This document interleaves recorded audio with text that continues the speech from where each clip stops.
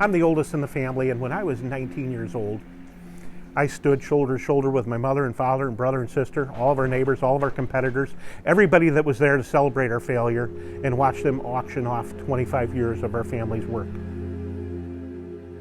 Even right down to my mother's car and our house. And it was truly a survival situation.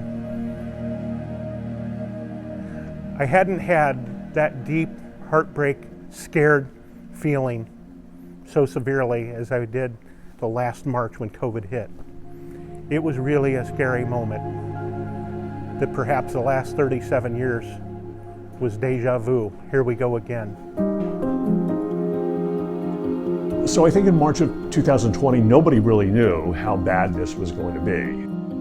We had supply chain issues at grocery stores. We had supply chain issues within restaurants. Much of our customer base was in the food service segment. Restaurants, stadiums, schools, universities. We were living week by week, thinking, okay, any day now this thing's gonna go away. And that certainly wasn't the case.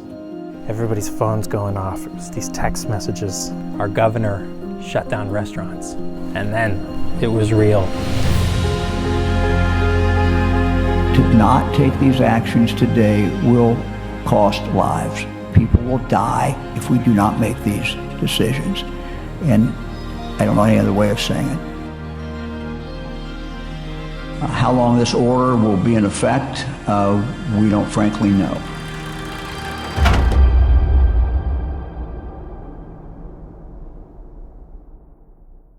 Once the shutdown happened here, we were immediately impacted.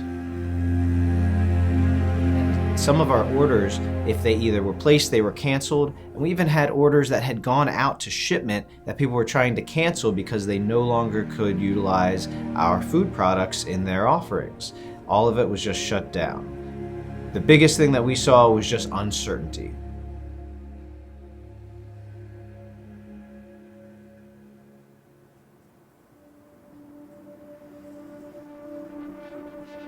The adapt or die concept or mantra has probably never been more true than it was in this last year for all of us. We've all had to adjust.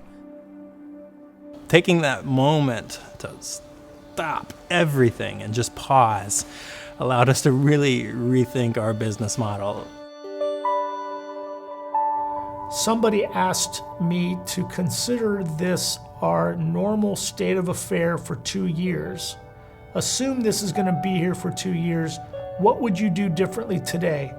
And that statement stopped me in my tracks. Once we realized the nature of the pandemic, we started to pool our resources together to address the concerns that many of our franchise operators had at that time. Like many of my colleagues in the distilling industry, we turned to making hand sanitizer. We did a little bit differently because we partnered very early on with the Cleveland Clinic. Wound up making hand sanitizer for their 51,000 frontline healthcare workers. We had lots of product available, we just had no place to go with it. The thing that we thought that we could do the quickest and perhaps be the most help was to be able to pivot to home delivery. You can't telework in manufacturing. The bottle's going down the line, the sauces need to be mixed and tested and approved, and that can't happen remotely. We needed to have people in the building actually doing the hands-on work that needed to be done to ensure the quality of all of our products. For a while there, those essential workers became bigger contributors to the entire recovery of the pandemic. I'm grateful we got the head start that our governor gave us. You know, it hurt at first, but it allowed us to make some changes faster than the rest of the industry. And it's really important that we stayed that course and made it work.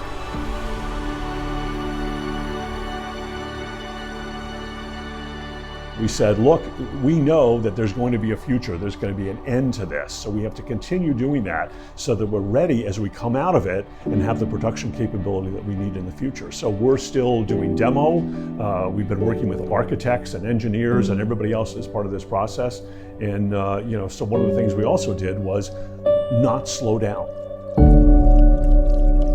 Look, this thing was devastating. We've all lost loved ones. And we all have friends and family that have really suffered from this. But you always got to look for some silver lining in every single disaster that happens. I have seen more creativity and more ingenuity, and out of the ashes of this devastation, there will be new ways to be able to do things. And that's what we do in this country, is we figure things out. Change is coming. There's a light out from the sun. A new time, a new day, a new world is coming. If I had any advice to give myself from before this happened or right in the mix of it, I would say keep going. Forward is the only option.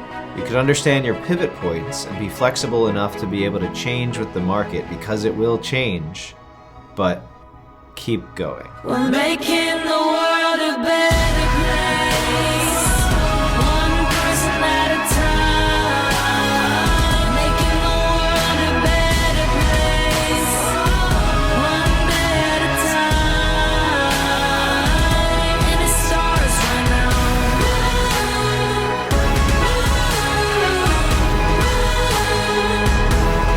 Change the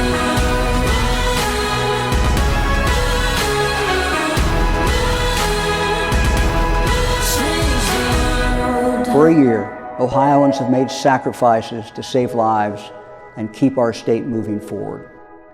We learned that diversification is critical if you want to maintain your business. We learned how flexible we could be. And I think we learned that as a team, people were willing to step up. They have heart for what they're doing and the cause associated with it. It's still on brand, it's still doing exactly what it's here to do. It's just doing it for a different audience, when that audience needed it most. We have a very simple mission statement, and that's every day make good whiskey and do the right thing. It's that simple. And it starts right now.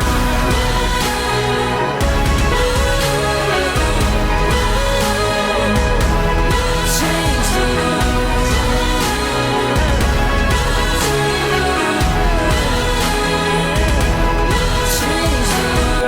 We are Ohioans, we are Buckeyes, we're strong, and we will finish the job. Change the world.